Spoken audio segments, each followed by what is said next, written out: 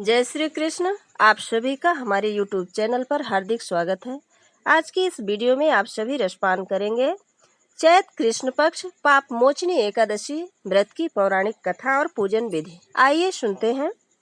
धर्मराज युधिष्ठिर बोले, हे जनार्दन, चैत मास के कृष्ण पक्ष की एकादशी का क्या नाम है तथा इसकी विधि क्या है? कृपा करके आप मुझे बताइए। श्री भगवान बोले, हे राजन, चैत मास की कृष्ण पक्ष की एकादशी का नाम पाप मोचनी एकादशी है। इसके व्रत के प्रभाव से मनुष्य के सभी पापों का नाश होता है।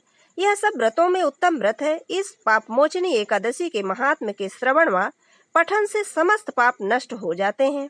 एक समय देवर्षि नारद जी ने जगत पिता ब्रह्मा जी से कहा, महाराज, आप मुझसे चैत मास के कृष्ण पक्ष की एकादशी का विधान कहिए। ब्रह्मा जी कहने लगे कि हे नारद, चैत मास की कृष्ण पक्ष की एकादशी का नाम पाप मोचनी एकादशी है और यह भगवान विष्णु को अत्यंत प्रिय है। इस दिन भगवान विष्णु का पूजन होता है।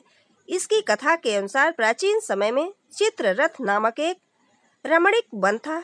इस वन में देवराज इंद्र गंधर्व कन्याओं तथा देवताओं सहित स्वच्छंद विहार करते थे।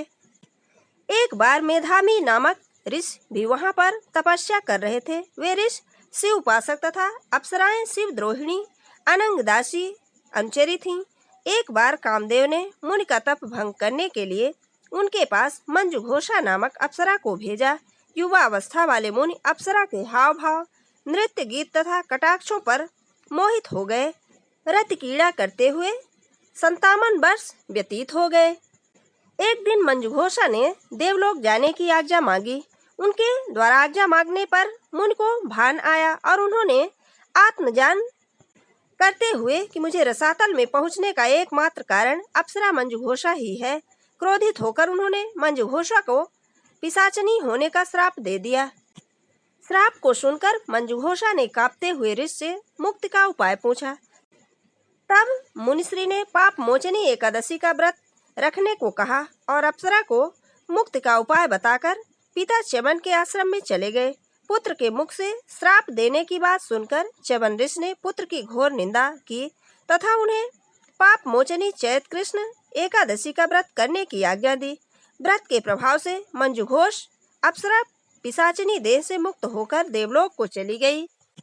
अतः हे नारद, जो कोई मनुष्य विधि पूर्वक इस व्रत को करेगा उसके सारे पापों की मुक्ति होना निश्चित है और जो कोई इस व्रत के महात्म को पढ़ता और सुनता है उसे सारे संकटों से मुक्ति मिल जाती है। ये थी पाप मोचनी एकादशी व्रत की पौराणिक कथा। अगर हमारा ये वीडियो आपको अच्छा लगे तो लाइक जरूर करें और मित्रों के बीच में शेयर करना बिल्कुल ना भूलें। जय श्री कृष्ण। धन्यवाद।